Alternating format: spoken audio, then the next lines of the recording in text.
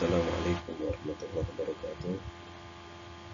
Bismillah, alhamdulillah, salatu wassalamu ala rasulillah, wala hawla wala quwwata illa billah, amma ba'd. Bapak Ibu sekalian, insyaallah pada kesempatan kali ini kita akan sama-sama mempelajari salah satu bagian yang menjadi pembahasan dalam mata kuliah ilmu Al-Quran atau ulum Al-Quran, yaitu i'jaz Al-Quran atau kemukjizatan yang terdapat dalam Al-Quran. Bapak Ibu sekalian, sebelum kita masuk lebih jauh tentang pembahasan i'jaz Al-Quran ini, terlebih dahulu kita harus mengetahui definisi atau arti atau makna dari i'jaz Al-Quran itu sendiri. Nah, seperti pembahasan-pembahasan pada materi sebelumnya, definisi i'jaz Al-Quran juga dibagi menjadi dua pengertian, yaitu secara etimologis dan juga terminologis. Kata i'jaz diambil dari akar kata a'jaza yu'jizu i'jazan, yang secara harfiah berarti lemah atau tidak mampu, atau dia juga bisa diartikan tidak berdaya. Nah, kata i'jaz juga berarti terwujudnya ketidakmampuan pada seseorang, ya, di mana pelakunya dinamai dengan mu'jiz. Tetapi jika kemampuannya melemahkan pihak lain yang amat menonjol dan mampu membungkam lawannya, maka hal tersebut dinamakan mu'jizat. Nah, Bapak Ibu sekalian, i'jaz Al-Quran secara etimologis dapat diartikan sebagai tanda-tanda kebenaran Nabi Muhammad SAW dalam pengakuannya sebagai Rasul, serta menampakkan kelemahan orang-orang melalui mu'jizatnya yang abadi, yaitu Al-Quran. Nah, Bapak Ibu sekalian, pengertian melemahkan orang-orang di sini bukanlah pengertian melemahkan yang sebenarnya, tetapi pengertian kepada manusia tentang kelemahannya dalam mendatangkan sesuatu yang sejenis dengan Al-Quran. Hal ini juga menjelaskan bahwa Al-Quran merupakan firman Allah yang hak atau yang benar, dan Rasul yang membawanya, dalam hal ini Nabi Muhammad SAW, merupakan Rasul yang benar pula. Sedangkan pengertian i'jaz Al-Quran secara terminologis atau secara istilah dapat juga diartikan sebagai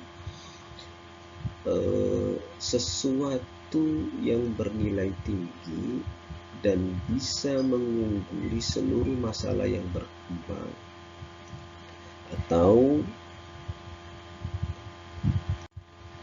Atau ada pula arti yang lain, yaitu i'jaz Al-Quran adalah menetapkan kelemahan manusia, baik secara kelompok atau bersama-sama, untuk menandingi hal yang serupa dengannya.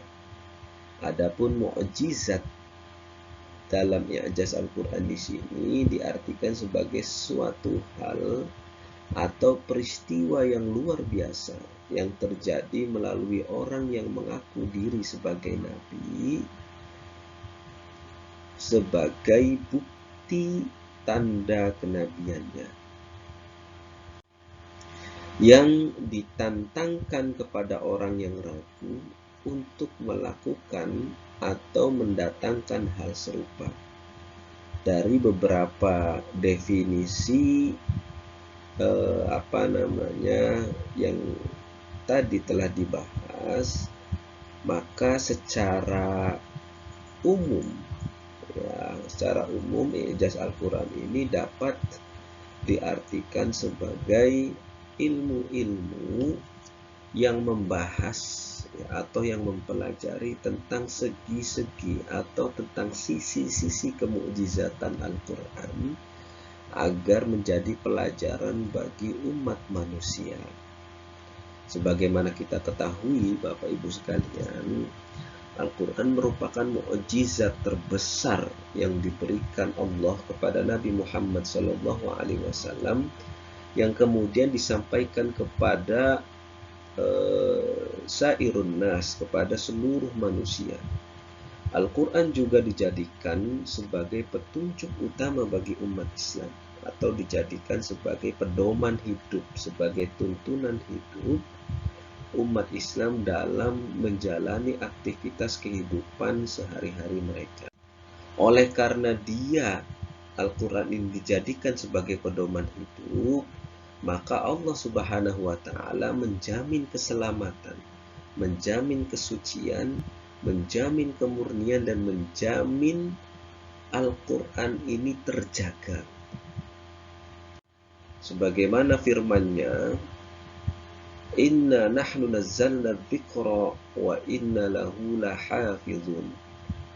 Sesungguhnya kamilah, kata Allah, yang menurunkan Al-Quran, dan sesungguhnya kamilah yang benar-benar memeliharanya. Maka dengan i'jaz ini Al-Quran dapat terpelihara kesuciannya, dapat terpelihara kemurniannya dari orang-orang yang tidak menginginkan Al-Quran ini dijadikan sebagai pedoman hidup umat manusia.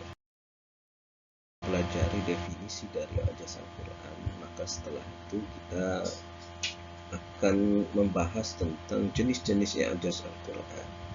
Nah, untuk jenis-jenis i'jaz Al-Quran ini, para ulama sering berbeda pendapat dalam menjelaskan jenis-jenis i'jaz Al-Quran, yang mana perbedaan pendapat ini disebabkan karena adanya perbedaan dalam hal tinjauan di dalam melihat i'jaz Al-Quran.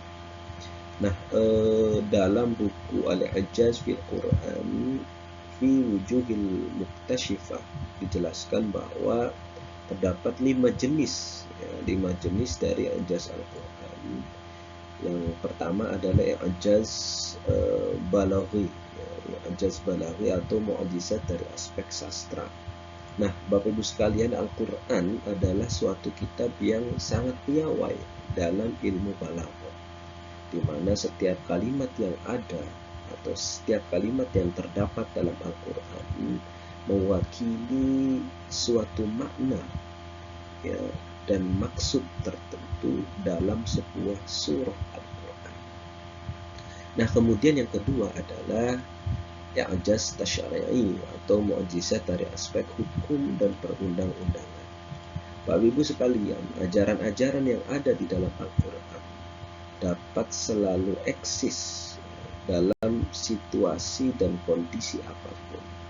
Nah, keeksisan ajaran-ajaran Al-Quran ini disebabkan karena cara pensyariatannya yang simpatik dan menarik, tanpa ada pemaksaan kepada para pemeluk agama Islam itu sendiri. Nah, kemudian yang ketiga yaitu i'jaz lughawi atau mukjizat dari aspek kebahasaan. Nah, Bapak Ibu sekalian, segi kemukjizatan Al-Quran diantaranya terletak pada aspek keindahan serta ketelitian redaksi Al-Quran, di mana di dalam Al-Quran ini banyak dijumpai contoh-contoh dari keseimbangan dan keserasian antara kata-kata yang digunakan, seperti keseimbangan antara jumlah bilangan kata dengan antonimnya atau dengan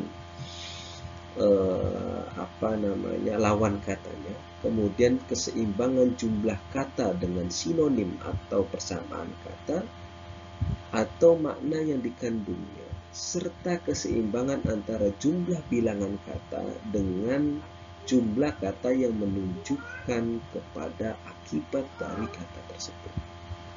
Nah, kemudian i'jaz atau jenis i'jaz yang keempat adalah i'jaz adadi atau mukjizat yang ditinjau dari aspek matematika atau kuantitas. Nah, Bapak Ibu sekalian, i'jaz jenis ini sebenarnya baru ditemukan karena hasil penelitian-penelitian yang dilakukan oleh beberapa akademisi terkait dengan kemukjizatan dari aspek matematis tadi itu. Nah, contoh i'jaz ini adalah misalnya pelaksanaan sholat wajib 5 waktu. Nah, Bapak Ibu sekalian, pelaksanaan sholat 5 waktu ini jika diteliti, ya, kata sholawat ini merupakan jamak dari sholat yang berkaitan dengan sholat wajib terdapat 5 kalimat dalam Al-Quran. Lalu jumlah sholat 5 waktu adalah 17 rakaat.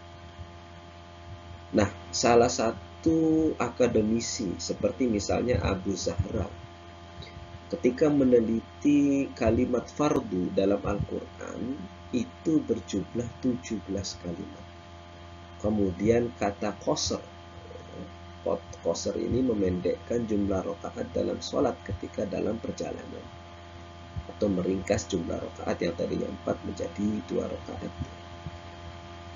Disebutkan dalam Al-Quran sebanyak 11 kali. Dan ternyata Bapak Ibu sekalian, ketika dihitung jumlah rakaat dalam sholat qasr dalam sehari semalam juga berjumlah 11 rakaat, yaitu 2 rakaat duhur, 2 rakaat asar, 3 rakaat maghrib, kemudian 2 rakaat isya, kemudian 2 rakaat sholat subuh. Ya. Nah, kalau dijumlah keseluruhannya itu berjumlah 11 rakaat. Ini merupakan sisi dari i'jaz adadi tadi itu atau adadi dari itu. Nah, kemudian jenis yang kelima adalah i'jaz ilmi atau mukjizat dari aspek ilmu pengetahuan. Nah, Bapak Ibu sekalian, jumlah ayat-ayat ilmi dalam Al-Quran mencapai kurang lebih 750 ayat dan mencakup berbagai cabang ilmu pengetahuan. Di antaranya adalah misalnya ilmu astronomi yang dapat kita lihat dari beberapa ayat dalam Al-Quran, misalnya waja'alal qamara fihinna nura waja'alal syamsa siraja. Dan Allah menciptakan padanya bulan sebagai cahaya dan menjadikan matahari sebagai pelita. Dan banyak ayat lain yang berbicara tentang ilmu astronomi. Kemudian misalnya selain ilmu astronomi ada juga misalnya ilmu geologi yang dapat kita lihat dalam beberapa firman Allah.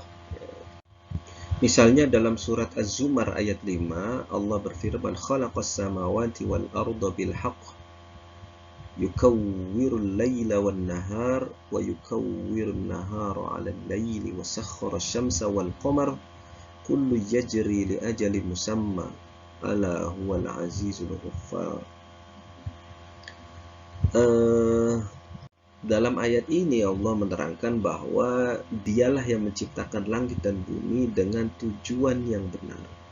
Dia menutupkan malam atas siang dan menutupkan siang atas malam dan menundukkan matahari dan bulan. Masing-masing berjalan menurut waktu yang ditentukan. Ingatlah, Dialah yang Maha Perkasa dan lagi Maha Pengampun. Dan masih banyak lagi ayat-ayat yang menjelaskan tentang kemukjizatan Al-Quran dari sisi ilmu pengetahuan, baik ilmu astronomi, ilmu geologi, dan ilmu yang lain sebagainya. Hal ini menandakan bahwa Al-Quran memang benar-benar merupakan wahyu Allah Subhanahu wa Ta'ala yang diturunkan kepada Nabi Muhammad SAW yang di masa itu belum ada ilmu yang mempelajari hal-hal tersebut. Tapi 14 abad sebelum itu Allah atau Al-Quran sudah berbicara mengenai hal tersebut. Nah, setelah kita membahas tentang jenis-jenis mukjizat Al-Quran, maka kita juga akan membahas tentang macam-macam dari ijaz Al-Quran. Nah, Bapak Ibu sekalian, mukjizat Al-Quran secara garis besar dapat dibagi menjadi dua macam. Yang pertama adalah mukjizat hissi atau mukjizat material dan indrawi. Nah, mukjizat hissi di sini adalah sesuatu yang dapat dicapai oleh panca indera atau yang dapat dinalar oleh panca indera dan tidak bersifat kekal. Mukjizat ini sengaja ditunjukkan oleh Allah dan diperlihatkan kepada manusia biasa, yaitu individu-individu yang tidak biasa menggunakan kecerdasan pikirannya, tidak cakap mata hatinya, serta rendah perasaannya. Mukjizat nabi-nabi terdahulu semuanya tergolong dalam jenis mukjizat pertama ini atau mukjizat hissi. Dalam artian mukjizat tersebut dapat disaksikan atau dijangkau atau dilihat langsung oleh indera mata, panca indera masyarakat terhadap seorang nabi yang menyampaikan risalah kenabiannya, dan mukjizat hissi ini tidak berlaku pada masa setelah nabi itu diutus. Dalam artian mukjizat hissi ini hanya terbatas pada ruang lingkup ketika seorang nabi itu diutus pada sebuah kaum. Misalnya seperti mukjizat Nabi Nuh yang membuat perahu atau bahtera raksasa yang dibuat atas petunjuk dari Allah Subhanahu wa taala sehingga mampu bertahan dalam situasi banjir yang sangat besar. Bisa bertahan dari ombak, gelombang yang begitu dahsyatnya menerjang bumi pada saat itu, sehingga mampu menyelamatkan Nabi Nuh dan para pengikutnya. Kemudian kita juga bisa lihat misalnya mukjizat lain, seperti misalnya yang dialami oleh Nabi Ibrahim alaihissalam ketika dibakar oleh api yang panas, tapi Nabi Ibrahim tidak merasakan efek dari panasnya api tersebut. Atau kita juga bisa melihat mukjizat lain misalnya yang diberikan kepada Nabi Musa alaihissalam, yang dimana tongkat Nabi Musa dapat berubah menjadi ular yang sangat besar. Atau selain mukjizat Nabi Musa, kita juga bisa melihat misalnya Nabi Isa yang mendapatkan mukjizat dari Allah Subhanahu wa taala, yaitu bisa menyembuhkan orang yang sakit dan juga bisa menghidupkan orang yang mati. Nah, mukjizat-mukjizat yang diberikan Allah oleh nabi-nabi tersebut itu merupakan atas kehendak dan izin dari Allah.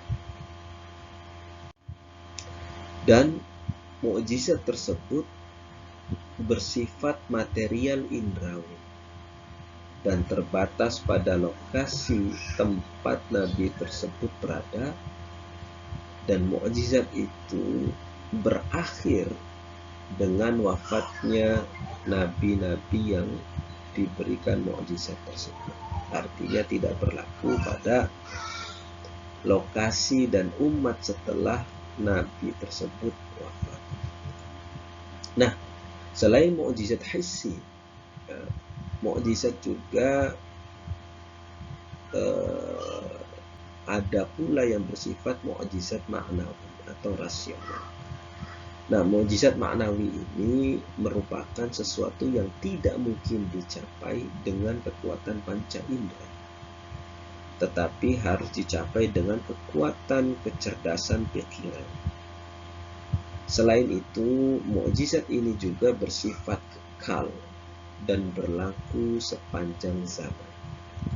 Nah, Bapak Ibu sekalian, orang biasa tidak akan mungkin mengetahui mukjizat ini, melainkan hanya orang-orang yang berpikir sehat, bermata hati yang jernih, kemudian juga berbudi luhur dan menggunakan kecerdasan pikirannya dengan jernih dan serta penuh dengan kejujuran. Bapak Ibu sekalian, contoh mukjizat maknawi ini adalah mukjizat Nabi Muhammad SAW, yaitu Al-Quran Al-Karim, yang di mana Al-Quran ini harus dipahami dengan akal yang sehat, di mana mukjizat ini tidak terbatas pada suatu tempat atau masa tertentu. Walaupun Nabi Muhammad sudah wafat, Al-Quran yang sebagai mukjizat terbesarnya dapat dirasakan, dapat dilihat oleh umat setelah Nabi wafat. Nah, inilah yang membedakan antara mukjizat Nabi Muhammad dengan mukjizat Nabi sebelumnya. Dan ini juga merupakan salah satu keistimewaan Nabi Muhammad SAW dibanding dengan nabi-nabi yang lain. Maka tidak heran Nabi Muhammad dijuluki sebagai Sayyidul Anbiya, atau misalnya disebut juga sebagai Khatimul Anbiya dan lain sebagainya. Ini menunjukkan keistimewaan yang diberikan Allah Subhanahu wa Ta'ala kepada Nabi Muhammad SAW. Selain macam-macam mukjizat, kita juga akan membahas mengenai segi-segi i'jaz Al-Quran.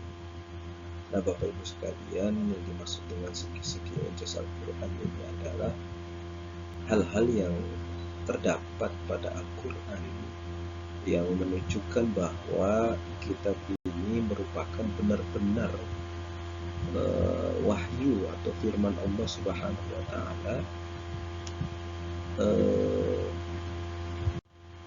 sehingga dengan wahyu ini menjadi sebuah kemustahilan bagi manusia, kemudian juga bangsa jin, untuk membuat sesuatu yang mirip atau sama seperti Al-Quran yang merupakan firman Allah Subhanahu wa Ta'ala.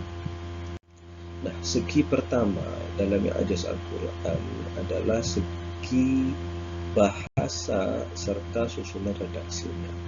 Bapak Ibu sekalian, Al-Quran mempunyai gaya bahasa yang sangat khas dan tidak dapat ditiru karena mempunyai susunan yang indah yang berlainan dengan setiap susunan dalam dalam bahasa Arab. Al-Quran di dalamnya memakai bahasa dan lafaz bahasa Arab, tetapi Al-Quran bukan merupakan sebuah puisi atau prosa atau syair, tetapi melainkan suatu firman Allah Subhanahu wa Ta'ala yang diturunkan kepada Nabi Muhammad SAW. Nah, para sastrawan Arab sekalipun tidak mampu membuat atau meniru yang sejenis dengan Al-Quran, tetapi dalam diri mereka sebenarnya timbul rasa kagum yang teramat terhadap susunan redaksi yang terdapat dalam Al-Quran, sehingga bagi para sastrawan Arab zaman dulu ketika mendengarkan Al-Quran, mereka yakin bahwasanya ini bukan karangan dari manusia, tapi ini merupakan firman Allah Subhanahu wa Ta'ala yang disampaikan kepada Nabi Muhammad, dan tidak mungkin Nabi Muhammad yang membuat Al-Quran. Sehingga banyak dari para sastrawan Arab ketika itu banyak yang masuk Islam karena melihat susunan yang sangat luar biasa dari bahasa Al-Quran. Kemudian dari segi yang kedua dalam i'jaz Al-Quran ini adalah segi isyarat ilmiah. Bapak Ibu sekalian, pemaknaan kemukjizatan Al-Quran dari segi isyarat ilmiah ini merupakan dorongan serta stimulasi Al-Quran kepada manusia untuk selalu berpikir keras atas dirinya sendiri dan alam semesta yang mengitari kehidupan manusia ini. Al-Quran memberikan ruang yang sebebas-bebasnya pada pergumulan pemikiran ilmu pengetahuan, di mana hal ini tidak ditemukan pada kitab-kitab agama lain yang cenderung restriktif. Pada akhirnya, teori ilmu pengetahuan yang telah lulus uji kebenaran ilmiah akan selalu koheren dengan Al-Quran. Al-Quran dalam mengemukakan dalil-dalil, kemudian juga argumentasi serta penjelasan ayat-ayat ilmiah atau biasa dikenal dalam ulumul Quran itu adalah ayat-ayat kauniyah atau ayat-ayat kealaman, menyebutkan isyarat-isyarat ilmiah yang sebagian baru terungkap pada zaman ini. Nah, sedangkan Al-Quran sudah menyinggungnya jauh-jauh hari 14 abad yang lalu. Ini merupakan salah satu contoh kemukjizatan Al-Quran, yang dimana Al-Quran ini memang betul-betul merupakan wahyu Allah Subhanahu wa Ta'ala. Misalnya dalam sebuah ayat dikatakan, awalam yarul ladzina kafaru annas samawati wal ard ratqan fafataqnahuma wa ja'alna minal ma' kulla hayyin afala yu'minun.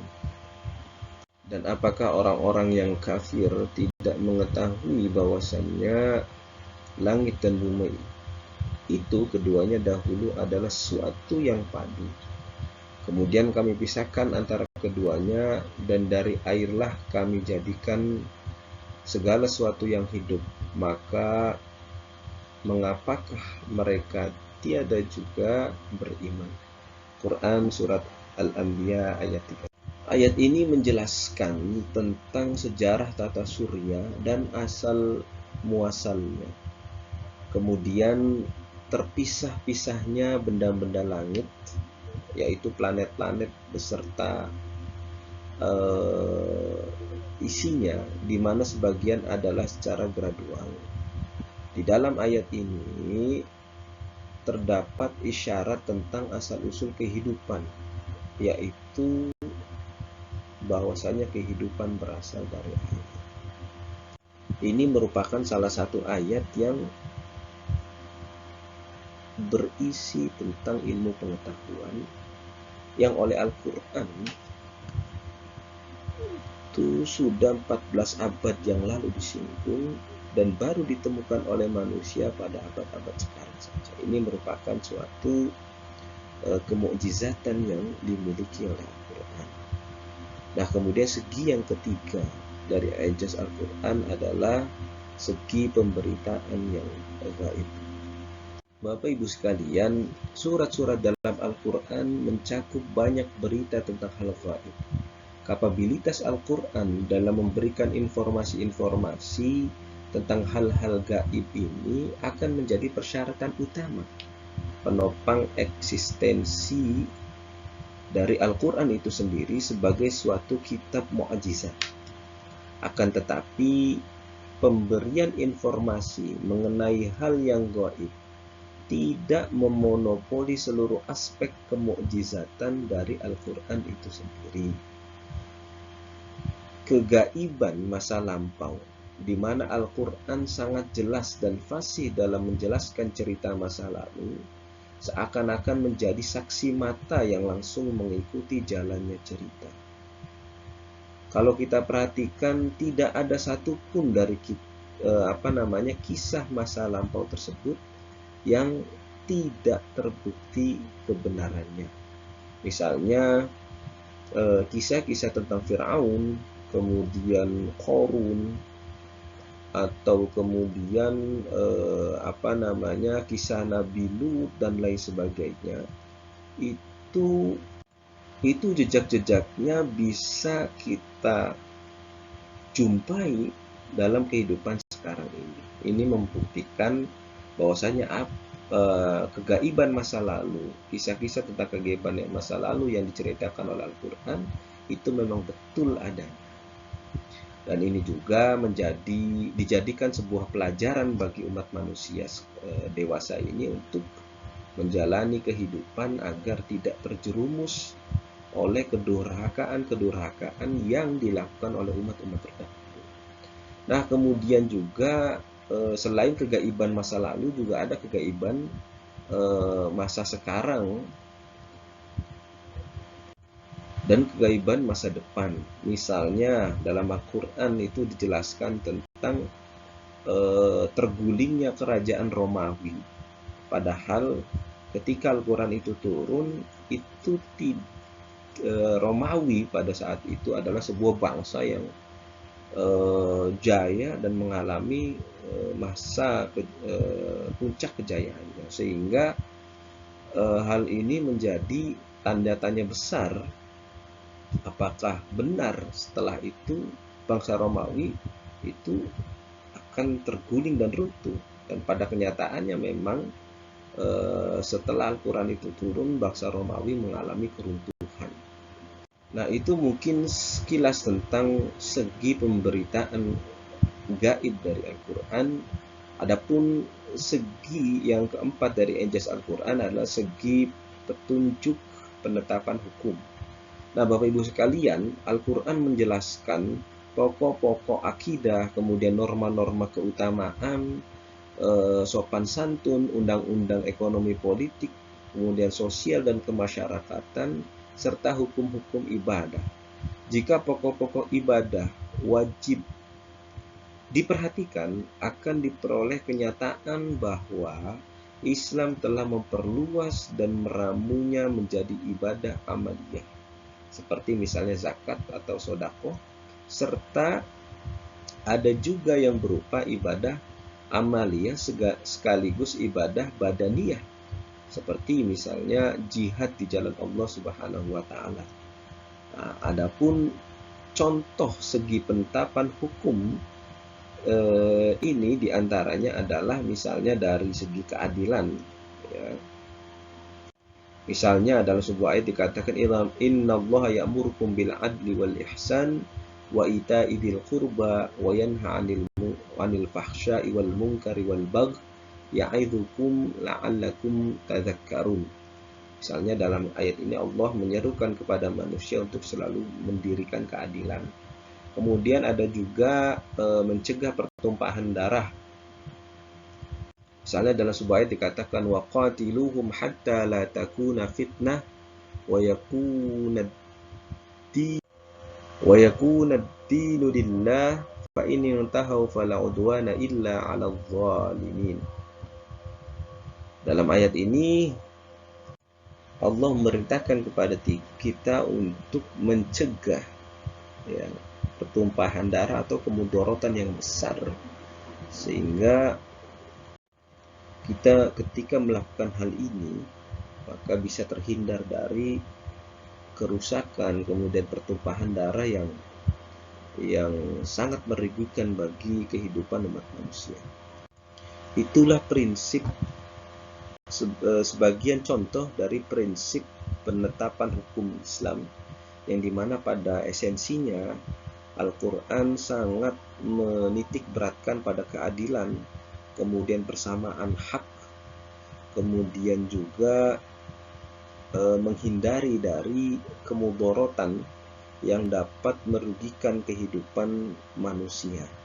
Sehingga prinsip-prinsip penetapan hukum ini menjadi salah satu segi kemukjizatan yang dimiliki oleh Al-Quran.